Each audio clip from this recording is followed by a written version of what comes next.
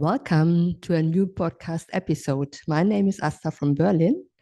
Today I talk about beyond self-mastery, visionary leadership without inner control. There's a quiet moment in the lives of visionary leaders when they realize I'm not fighting external resistance. I'm fighting an inner structure that keeps me small. I call this structure today the inner Capricorn in ego mode, not as an archetype of maturity, but as a cognitive defiance pattern, as an inner authority that says, I endure, I know better, I stay in control. And this is exactly where self-deception begins. Self-deception is not a flaw, it is a protective mechanism. Visionary people are strong. They have learned to carry responsibility, to make decisions, to persevere when others would have given up long ago. But the shadow of this strength is subtle. They confuse discipline with hardness, structure with control, integrity with pride. The inner Capricorn then no longer becomes a master of maturity, but an inner overseer. It says, I don't need help. I just have to become tougher. Spirituality is nice, but it's not efficient. This is not awareness. This is ego operating in survival mode. Why cognitive defiance never leads to maturity? Many leaders try to defeat the inner Capricorn with the mind, through self-optimization, through more knowledge, through discipline programs, through mental control. But that's like trying to put out fire with fire. Defiance says, I overcome myself. But the soul says, you are allowed to remember who you really are. Maturity doesn't emerge from fighting yourself, but from aligning with something greater than your ego. Spiritual disciplines are not an escape, they are leadership. True leadership begins where the inner Capricorn is not fought, but relieved. One spiritual discipline is meditation.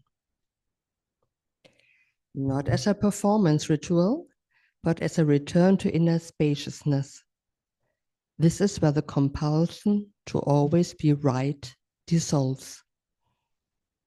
Another discipline, connection with Mother Nature, because she knows no judgment. Trees don't ask about your success. They remind you of rhythm, patience, and dignity. What's the wrong way? Conscious engagement with successful but misaligned business contexts. Not every success is your success. Not every stage is your field. Sometimes letting go is the highest form of leadership. Writing as a transgenerational act of liberation. One particularly underestimated key is resource-oriented writing mentorship, such as I offer in my mentoring service. Writing not to produce content, but to untangle old loyalties, recognize inherited performance mandates, redefine success. Many inner Capricorns carry sentences like, I must not fail. I have to do it alone. I am not allowed to be too soft. These sentences often don't even belong to you. They have been passed down transgenerationally. Writing brings them into the light, and light dissolves compulsion. Capricorn maturity, leadership without self-hardening. When the inner Capricorn is integrated, everything changes.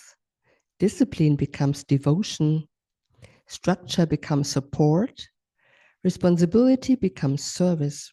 You no longer lead out of fear of losing control, but from inner clarity. You no longer need to prove to anyone that you are strong. Your presence speaks. Perhaps true visionary leadership is exactly this, not becoming harder, but becoming more honest. Not overcoming yourself, but freeing yourself from what you never truly were. Thanks for listening.